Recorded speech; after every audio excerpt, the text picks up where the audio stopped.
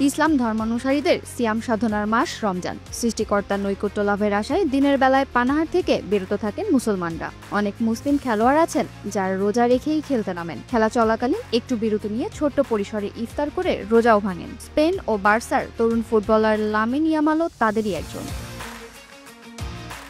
এই তো কদিন আগে বেনফিকার বিপক্ষে চ্যাম্পিয়ন্স লিগের ম্যাচে রোজা রেখে মাঠে নেমেছিলেন বার্সেলোনার এই উদীয়মান তারকা। সেদিন দলের দ্বিতীয় গোলটা তিনিই করেছেন। প্রথম গোলটা করিয়েছেন সতীর্থ রাফিনিয়াকে দিয়ে।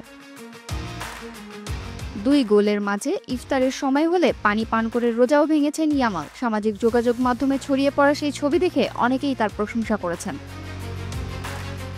এবার স্পেন জাতীয় দলেও রোজার আবহ নিয়ে এসেছে ইয়ামাল।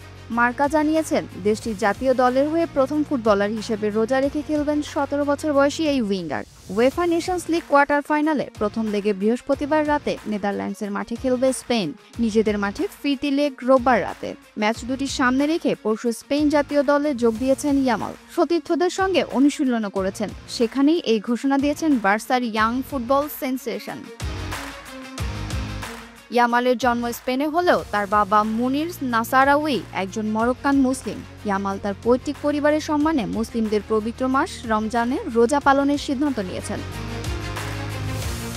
গণমাধ্যমে দেয়া এক সাক্ষাৎকারে ইয়ামাল বলেছেন, রোজা রেখে খেলতে আমার কোনো সমস্যা হয় না। গুরুত্বপূর্ণ বিষয় হলো শরীরকে পানি শূন্য না রাখা। ক্লাবে এই বিষয় নিয়ে খুব সতর্ক ছিলাম। সাহরির সময় ইলেকট্রোলাইট জাতীয় পানি পান করি, যা সারাদিন আমার শরীরকে পানি পূর্ণ রাখে।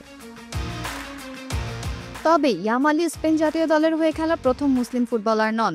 আদামা ট্রাওরে, আনসু ফাতি, মুনির আল হাদ্দাদিরাও ইসলাম ধর্মাবলম্বী ছিলেন। তারাও ধর্মীয় বিষয়ে ছিলেন বেশ সচেতন।